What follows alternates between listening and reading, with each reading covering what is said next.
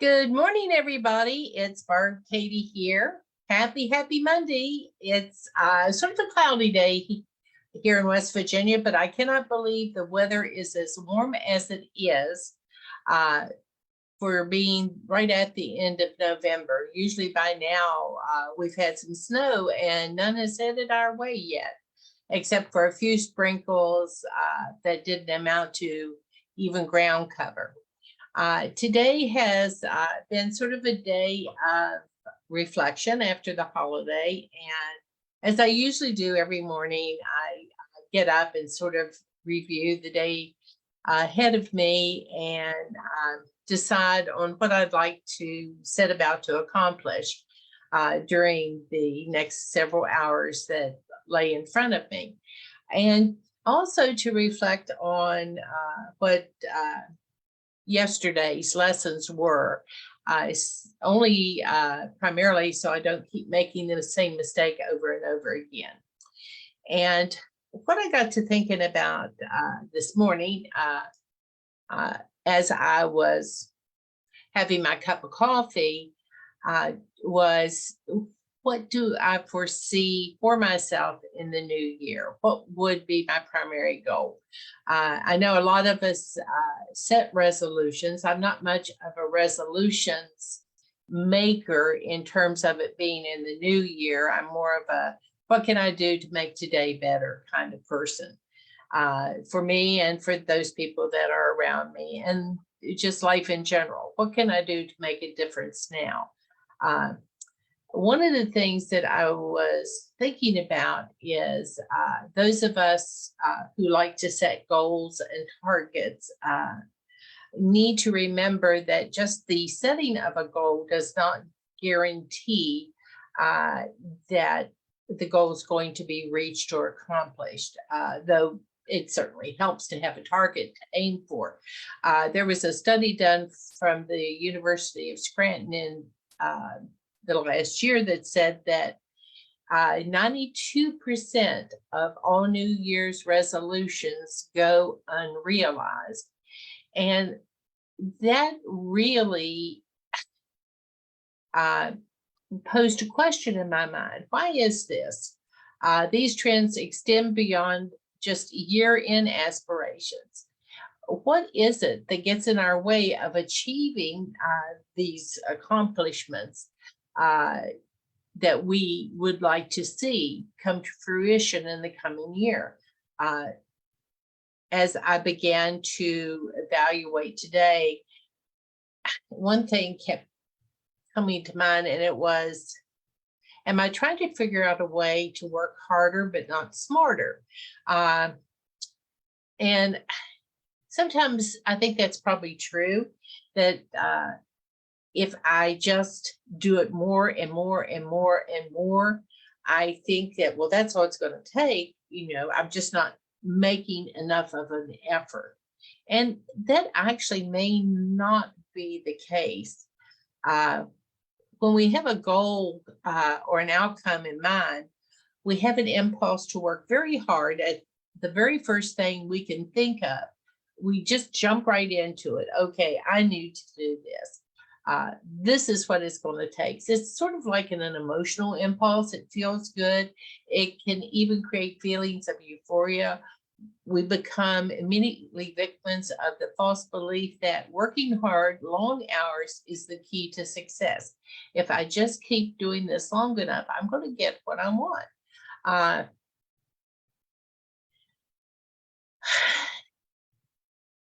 There's a kernel of truth in there, because hard work can definitely help us reach a goal, but just hard work alone is not necessarily enough.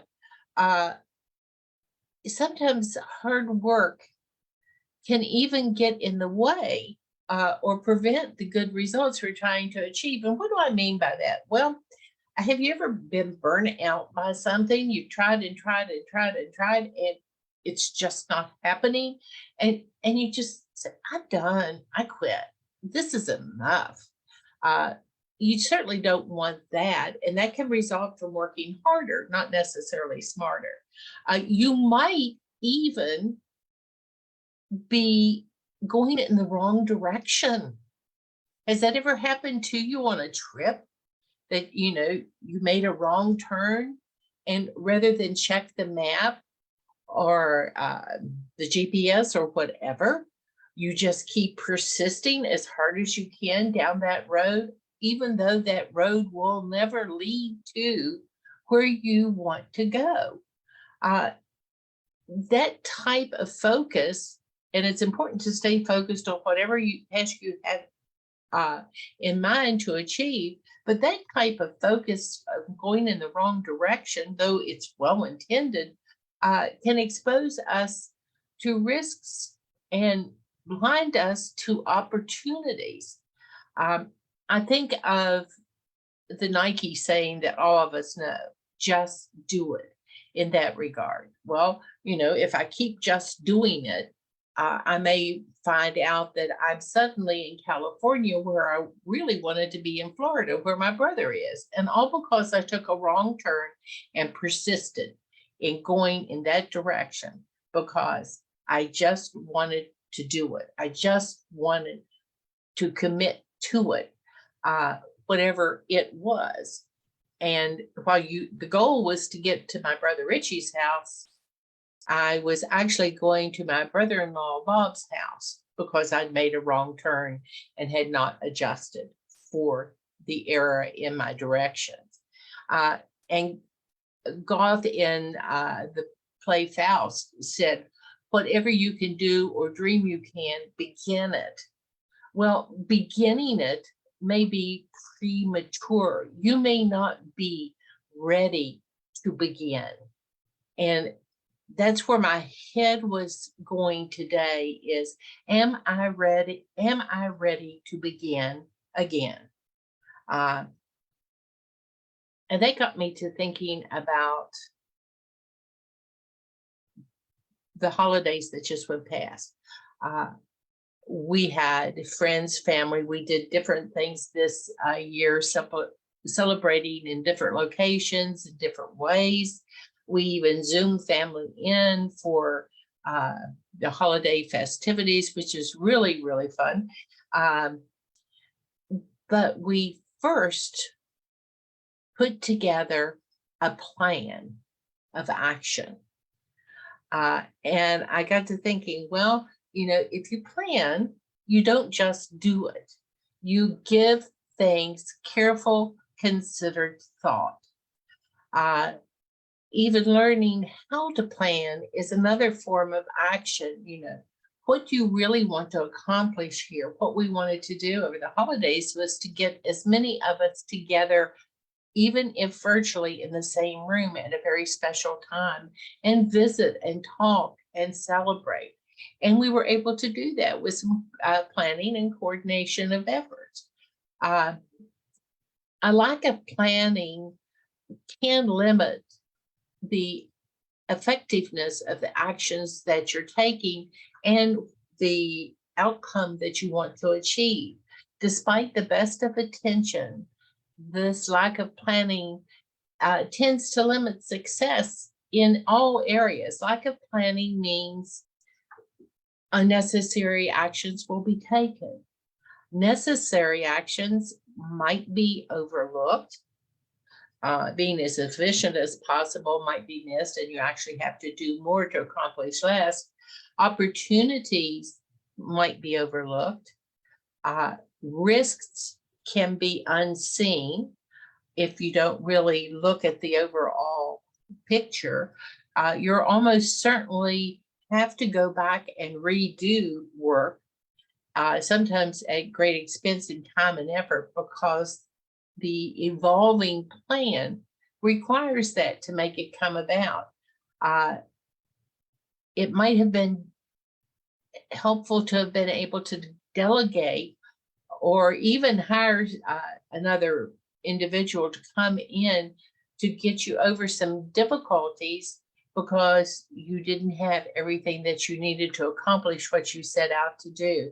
I know for our family, the Zooming experience was a classic example of that. We got all of those that were familiar with Zoom, and Most of the next generation in my family are very familiar with it.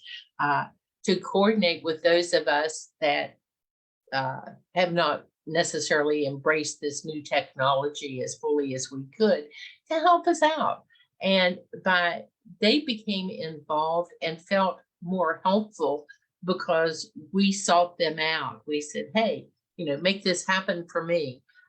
We want to accomplish this, but it took all of us planning together to accomplish the meeting of the family in this way. And it was a wonderful event. And I'm really glad today, as I look back on that I can build upon that experience as I see myself going into the new year.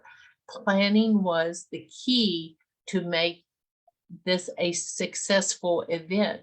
And we did it in such a way that every day from Thanksgiving Day throughout the rest of the weekend, we had opportunities to just check in and say, hi, how you doing? We're all a football nut family, and we were watching all kinds of football games through the weekend and cheering each other on. And we had a schedule where we would open, because we all use free Zoom, and we were opening up the room for periods of time throughout the day so we could all take advantage of it as our schedules allowed. One of the reasons I found in this activity was that planning is the best action that I could take first. The truth is, taking the time to create an action plan rarely gets in the way of getting to the goal that you want to achieve. The advantage of planning includes the opposites of the disadvantages that I mentioned earlier. If you plan, most of the actions necessary to reach the goal will be included in the plan. You will have thought it through and you'll say, yeah, that's in there. This is what I need to do. Efficiencies can be built into the work and into the chronology of the order of the other tasks. You know which comes first, the chicken or the egg. You can debate that as much as you want, but you do have a sense of what you need to do first to move on to the next step to make things happen.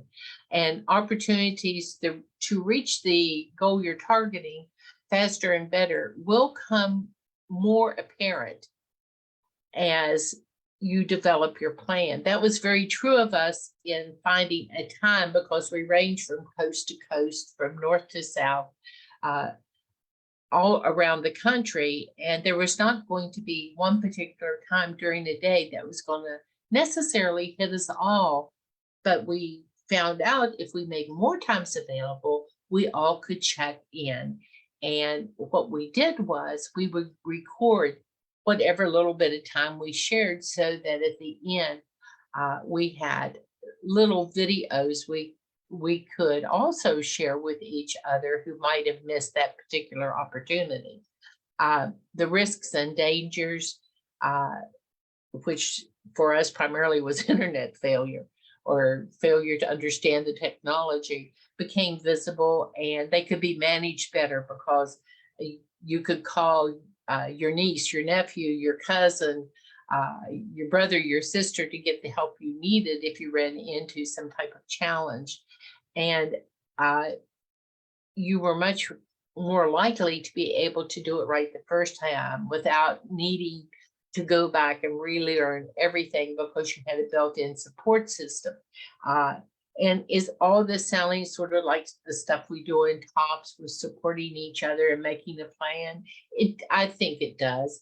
But one or two items could you add to the short list I just gave you of advantages in making a plan? Planning also creates emotional strengths of resolve and momentum. More importantly, the emotional stance in which we attempted to guide through the planning stage was important. We kept it positive. We stored up reserves of that positive energy. This was we can do this. We can get through this. We can make this great for all of us who may not be feeling up to traveling this year or have other commitments that prevent traveling this year. And once we decided on what the plan was could be, it became much easier to follow the plan of action that we developed because we all gave input into it and resolved the things that might act as roadblocks. And also, when we needed a boost of energy or renewal of the possibility of this exceeding, if we persevered, and we could look through the plan and reassure ourselves or question and correct and enhance and improve what we had already developed. We actually had a really nice roadmap to lead us to where we wanted to be. So it just wasn't that we set the goal of everybody getting together in some fashion or form during the holiday. It was that we had a plan to make the dream come true.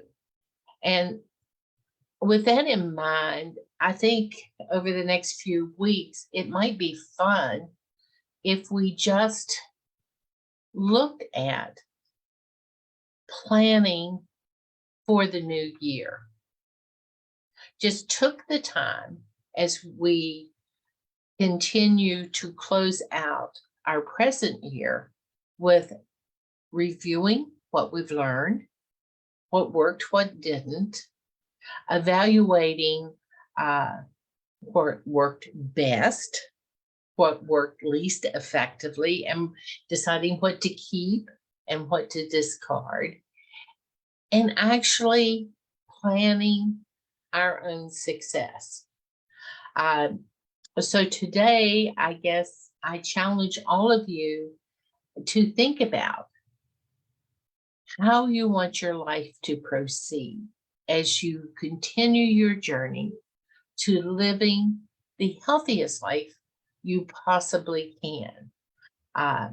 Take your time. You don't have to obsess about it, but we'll go step by step during the course of December, in between all of the things that we are doing to make that a special month of celebration as well, and be ready to start freshly, positively, and with more energy to unfold a brand new year that will see us achieving many of the things that we set as goals.